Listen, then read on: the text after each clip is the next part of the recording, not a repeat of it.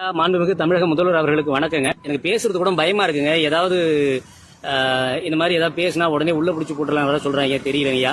ஆனா என்னுடைய ஆதங்கத்தை எங்க மக்களின் சார்பா, பொதுமக்களின் சார்பா நான் தெரிவிக்க வேண்டிய கட்டாயத்தில் இருக்கேங்க. ஏன்னா நான் டிஎம்கேக்கு ஓட்டு போட்டேங்க, அதை ஓப்பனா சொல்ல முடியும். ஏன்னா எங்க ஊர் சைடு வந்தீங்கன்னா தெரியும், நாங்க பரம்பரையா டிஎம்கே சப்போர்ட் பண்றவங்க. இது எனக்கு ஏதாவது அரசியல் பின்விளைவுகளை ஏற்படுத்தினாலும் பரவாயில்லைங்கய்யா. ஆனா லஞ்சம் தலைவிரிச்சு ஆடுதுங்கய்யா, தலைவிரிச்சு ஆடுது. வெறும் கம்யூனிட்டி சர்டிபிகேட், இன்கம் சர்டிபிகேட் கூட ஒரு 500 ரூபாய் 1000 ரூபாய் கொடுக்காம வாங்க முடியலைங்க. அந்த ரெவன்யூ டிபார்ட்மெண்ட் ஒன்று இருக்கு இல்லீங்களா, வருவாய்த்துறை, அதை நம்பிதான் எங்க வாழ்க்கை. எங்களை மாதிரி சாதாரண ஆட்களுடைய வாழ்க்கை முழுக்க முழுக்க வருவாய்த்துறையோட முடிஞ்சிடும். விஏஓ, ஆர்ஐ, தாசில்தார் இவங்க தான் எங்களுக்கு அதிகபட்சம். இவங்களோட எங்க வாழ்க்கை, எங்களுடைய எல்லா ஜோலியும் முடிஞ்சிடும் வச்சுங்களேன்.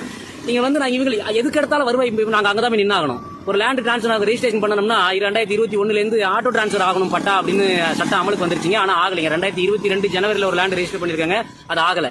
இப்பதான் போய் விஏஓ பார்த்துட்டு அப்படியே வரங்க பட்டா டிரான்ஸ்ஃபருக்கு. ஊர்ல ரொம்ப ஓப்பனாவே எங்க விஏஓ போன போட்டு தாசில்தாருக்கு பணம் போகல.